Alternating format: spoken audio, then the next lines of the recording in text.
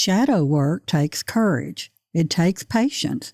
It demands you change, not when you're ready, but now. It's the first conscious step into your unconscious, and without it, individuation never begins. Shadow work isn't self-improvement. It's self-discovery, the first step toward becoming whole, not perfect. Carl Jung spent his life mapping that journey and the emergence on the other side. Here's how he put it. One does not become enlightened by imagining figures of light, but by making the darkness conscious. That's one of his most quoted ideas, and one of his most misunderstood. Making the darkness conscious doesn't mean becoming obsessed with your flaws. It means discovering the parts of yourself you've rejected, buried, or never had permission to become. Some of those parts are painful. Others are extraordinary. Your greatest strengths may be hiding in exactly the same place as your deepest fears. And until you bring both into the light of individuation, Jung's lifelong process of becoming your true self, it never truly begins. For decades, Jung explored one question. How does the unconscious mind transform a human life? His answer became the Transcendent Function. That's the bridge between your conscious life and your unconscious. Today we're standing at the entrance to that bridge, and every journey across it begins in the same place, the shadow. Not because it's the end of the story, but because it's the doorway into everything that follows. Your shadow begins with the darkness you don't see with your eyes. You feel it and you know it with your mind. And your mind has two instruments, the intellect and the emotions. Sigmund Freud was the first to connect both to what he called the subconscious, the layer that Jung later renamed the personal unconscious. If you know Freud's term, you already know the territory. It's the same room, different map. Jung described what waits in that room as the thing a person has no wish to be, and as the dark aspects of the personality. But here's what that misses. Your shadow doesn't only hold what you've hidden, it also holds what you haven't yet discovered. Yes, it contains the disowned material, the anger, the envy, the shame you've buried so deep you've forgotten it's yours, the parts you pushed into enemy territory. You may feel it physically, hating how you look, disconnected from your own body, rejecting your own drives and desires. But it also holds your unclaimed strengths, your creativity, your intelligence, capacities you suppressed because they felt too dangerous or too bright to own at the time. The most reliable way to spot what's hidden? Your projections, qualities you reject in yourself that become impossible to ignore in someone else. The shadow may also surface as perfectionism or people-pleasing. Same buried content, different exit wound. You've already met one of the shadow's most familiar disguises, the false self. What you're about to see is the architecture underneath it. So where does your shadow actually live? And the answer is almost too strange to be useful.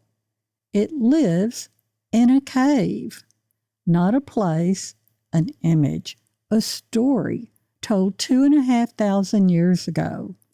Plato watched the people around him spend their whole lives believing the shadows were the whole world, and he wrote one of the oldest maps of that darkness we have. That story isn't ancient history. It's a blueprint of your own journey to wholeness, and you've been one of those prisoners your whole life. Imagine you've lived your entire life inside a cave. From birth, you and other prisoners are chained up. Your backs are to a half wall. You can't move your head. You see only the cave wall in front of you. Behind you, a fire burns.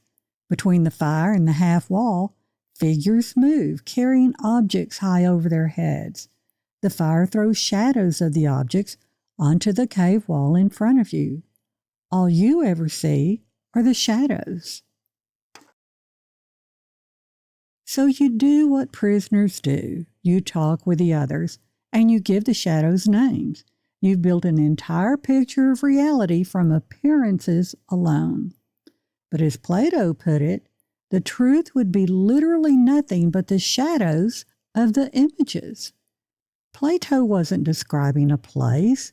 He was describing a state of mind. And Jung would later recognize it as the beginning of shadow work. But look at what this part of the allegory already reveals about your own shadow work. The cave is your personal unconscious. You enter it naturally, usually around midlife at the beginning of the second half of your life, what John of the Cross called the dark night of the soul. It's a dark, chaotic, and confusing place. Things don't work like they used to. Tried and true solutions no longer answer questions. This is not decline. It's the psyche demanding you grow. The shadows on the wall are what you sense and experience in your daily life. The prisoner is your psyche trapped in the body in the ordinary consciousness of the material world. Here, your ego reigns supreme, and you stay chained if you keep living only in this state, accepting what your senses supply without questioning whether it is true. Stay that way, and your life keeps moving into ever-growing darkness, discomfort, and dissatisfaction. And you'll call it real. You'll call it fate. Here's the deeper piece. Only part of you walks into that cave at first. Freud saw it clearly. Only your emotion and your intellect enter the territory of the shadow. Not your will, not your body. They have other states of consciousness where they are challenged. To the prisoners, the shadows are the whole world, but they are not the truth. Those shadows on the wall are appearances, not reality. Plato knew where they came from. Even the objects being carried aren't the real thing. They're reflections, copies of the true forms which exist entirely outside of the cave. So what the fire throws onto your wall isn't a shadow of reality, it's a shadow of a reflection of true reality that's too removed from the source, like looking through a glass dimly. And that blazing fire is also a reflection of the sun. The fire gives limited illumination, but the sun gives enlightenment. Yet the fire in your ordinary conscious is powerful enough to create illusions on the wall the prisoners mistake for truth. And the names you give those shadows, that's your intellect at work, reaching for a meaning it doesn't yet have. But the meaning you're reaching for isn't on the wall. It never was. As Plato's story continues, the chains of one prisoner are removed. He's forced to stand, forced to turn his head, forced to face the fire he's never once looked at. And it hurts. The brightness burns his eyes. He's been in the dark his whole life, and the light is agony, not revelation. When the philosopher points to the wall and shows him the shadows are illusions, he refuses to believe it. The objects being carried, the things casting those shadows, how could they be more real than everything he's always known? But that's not where the story ends. Pain is the theme now, and it will carry you through the rest of the allegory. Awakening to your unconscious is not gentle, it's painful. You'll feel it first when you stand up. In Egyptian mythology, standing up shows you're alive. And according to the other ancients, standing up symbolizes asserting your values, your rights, your beliefs, even when it means rejection or punishment. And that's exactly what this prisoner does. He stands, and it cost him. Then you feel it when you turn. In the ancient wisdom traditions, turning is the psychic pivotal point, a change in direction. It's the shift from passively accepting what you've told is true to actively pursuing the truth yourself. And the prisoner makes that turn, but then he turns back. He rejects the objects being carried are truer than the shadows and rejoins the familiar, comfortable prisoners, even though he himself is no longer chained. Because that's the pain of confusion. At first, it's easier and far less painful to turn back to the known shadows than to step forward into the unknown. And you'll be tempted to do the same, and you're not alone in that. The other prisoners are the herd Nietzsche named, the ones who stay in ordinary conscious, even though they aren't chained. They mistake the shadows for the whole of reality because it's easier that way. The force that carries you out of the cave and into the light, Jung called it the Transcendent Function, a bridge from your conscious mind to your unconscious. It's the same bridge you stood at the entrance to at the start of this video and the series. You felt the tension of that crossing every time you tried to turn toward the light, and something pulled you back toward the familiar shadows. That ache, the one the prisoner felt mid-turn, it isn't weakness. It's the pain of confusion and the cost of seeing more. Jung divided the work into 3 steps, and the order matters. The collection of unconscious contents. Only what's seen can be integrated. This entire video, the shadow, the cave, the turning, all this has walked you through this step.